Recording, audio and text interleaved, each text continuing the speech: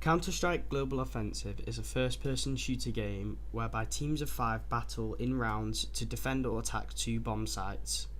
The game has a very unique game engine in comparison to many other FPS games, and this might be the reason for its recent boom in popularity. As an avid player and follower of the game, I can testify to the complexity of it. However, I want to gain an understanding as to why Counter-Strike feels so different to other FPS games, and how these differences can help me and other players improve. Therefore, I am looking at a specific mechanic in all FPS games, movement, and how this mechanic can be utilised by players to gain an edge in game. In order to gain a greater understanding of game mechanics as a whole, the MDA approach attempts to formalise the consumption of games by breaking down games into 3 components: mechanics, dynamics, and aesthetics. Mechanics describe the particular components of the game at the level of data, representations, and algorithms. Basically, this means the actions available to the player.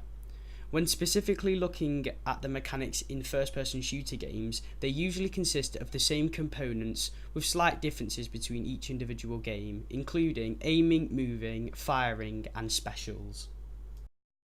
Unlike many other first-person shooter games, CSGO is played on one game mode, and this game mode is Cutthroat. When you die in a round, you do not respawn, and each player only starts each round with some money and 100 health. Some guns can kill players with a single bullet to the head or body, and therefore it is very important to be able to move your character effectively to prevent situations where you may be caught out. The footage being shown in the background here are some examples of how good movement helped me win or succeed and gain an advantage in games of decent level Counter-Strike. Ultimately, the MDA approach helps us to understand that mechanics are implemented by game designers to get a player to achieve an ultimate goal. Therefore, no single mechanic will directly cause success. It is a combination of these mechanics being used at the same time to create the best result. Counter-Strike originally came from a mod for another game called Half-Life. The mod had so much success that eventually more Counter-Strike games were created, leading to the latest installment in the series, Counter-Strike Global Offensive. For as long as the mod has existed, the same physics engine and controls have remained in the game. It can be seen as very simple and standard in terms of controlling the player, aiming using the mouse, moving forwards, backwards, left and right with the WASD keys, and pressing spacebar to jump. Unlike most other FPS games, there are some common movement mechanics not available.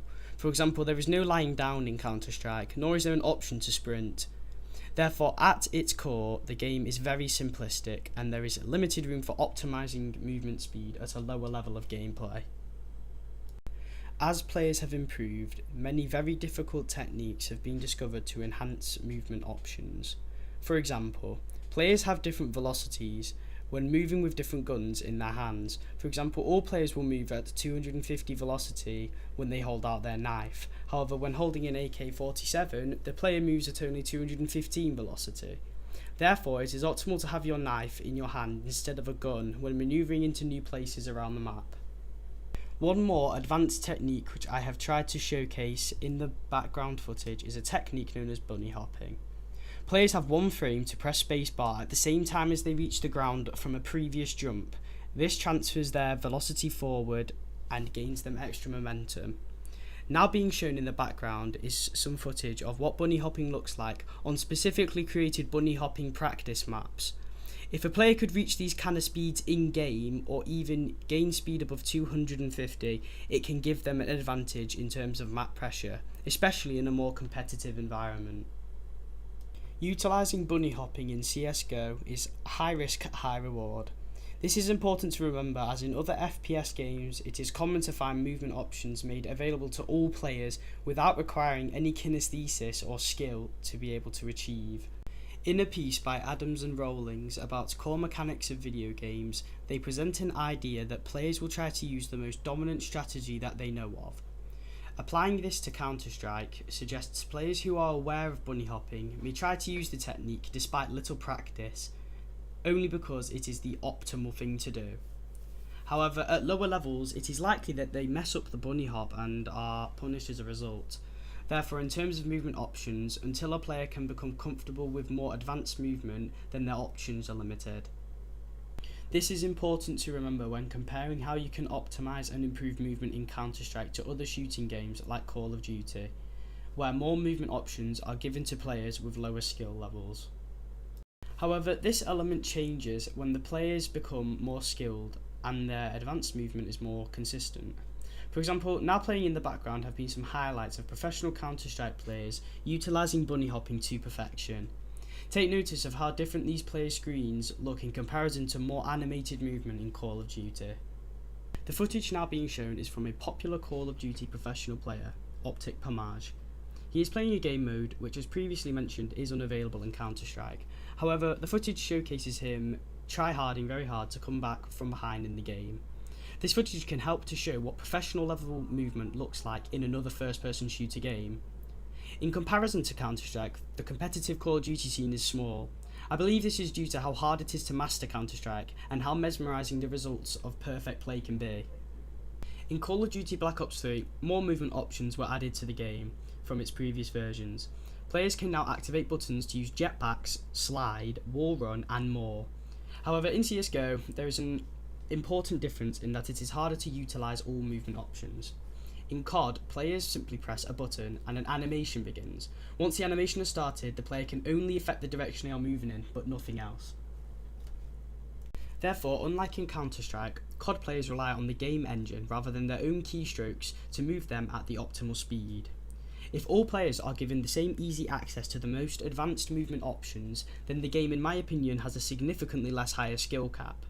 Therefore, this adds to the conclusion that movement options in Call of Duty help lower level players optimise their movement, whereas the complex movement options in Counter-Strike Global Offensive help high skill level players. This is not to say Call of Duty movement is easy. Professionals have mastered techniques within the game as well. It is the difference between the broad options of individual movement mechanics in Call of Duty versus the small quantity of movement mechanics in CSGO, which are way more difficult to fully utilise. In conclusion, movement is a mechanic included in all first-person shooter games, and in each game the developers must choose what movement options exactly to give to players. The developers of Counter-Strike Global Offensive gave the game a very simple and seemingly linear set of movement controls. However, at its highest level, more movement options are presented to those skillful enough to use them. Players in all FPS games will find ways to optimise their movement, meaning they give themselves the best opportunity to succeed in different situations. But ultimately, players must not only improve their movement, but also improve their other in-game mechanics to see a real improvement in performance.